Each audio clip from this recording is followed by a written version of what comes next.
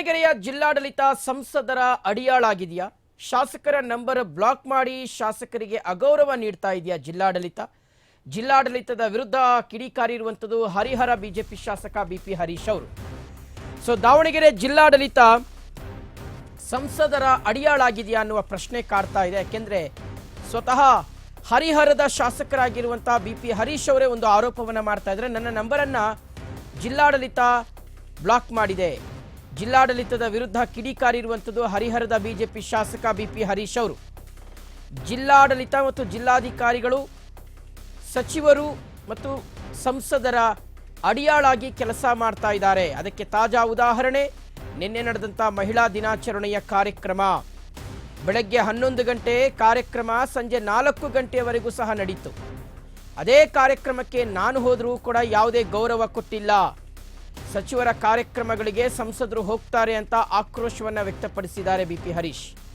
ದಾವಣಗೆರೆಯಲ್ಲಿ ಬಿಜೆಪಿ ಶಾಸಕ ಬಿಪಿ ಹರೀಶ್ ಅವರು ಕೆಂಡಾಮಂಡಲರಾಗಿದ್ದಾರೆ.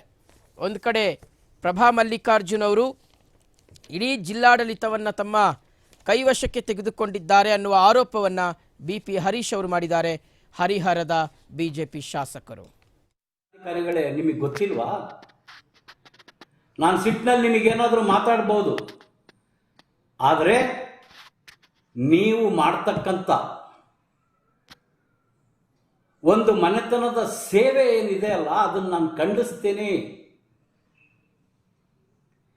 ದಯವಿಟ್ಟು ಬ್ಲಾಕ್ ಲಿಸ್ಟಿಗೆ ಹಾಕಿರ್ತಕ್ಕಂಥ ನನ್ನ ನಂಬರನ್ನು ಅದನ್ನು ತೆರವುಗೊಳಿಸಬೇಕು. ಸಾರ್ವಜನಿಕ ಹಿತದೃಷ್ಟಿಯಿಂದ ಹೇಳ್ತಕ್ಕಂಥ ಸಲಹೆಗಳನ್ನು ಕೇಳಬೇಕು. ನೀವು ಇಡೀ ಜಿಲ್ಲೆಯ ಎಲ್ಲ ಶಾಸಕರ ಜಿಲ್ಲೆಯ ಅಭಿವೃದ್ಧಿಗೋಸ್ಕರವಾಗಿ ತಾವು ಜಿಲ್ಲಾಧಿಕಾರಿಗಳಾಗಿ ಬಂದಿರತಕ್ಕಂಥದ್ದು. ಒಂದು ಮನೆತನದ ಸೇವಕ ನೀನಲ್ಲ ಅಂತಕ್ಕಂಥದ್ದು ನಿಮಗೆ ಗೊತ್ತಾಗಬೇಕು. ಹಾಗಾಗಿ ಬ್ಲಾಕ್ ಲಿಸ್ಟಿಗೆ ಹಾಕಿರೋ ಕಾರಣ ಸೋಷಿಯಲ್ ಮೀಡಿಯಾ ಮೂಲಕ, ಮಾಧ್ಯಮದ ಮೂಲಕ ನಿಮ್ಮ ಗಮನಕ್ಕೆ ತರಲಿಕ್ಕೆ ನಾನು ಜಿಲ್ಲಾಧಿಕಾರಿಗಳೇ, ನಿಮಗೆ ಗೊತ್ತಿಲ್ವಾ? ನಾನು ಸಿಟ್ಟಿನಲ್ಲಿ ನಿಮಗೇನೋ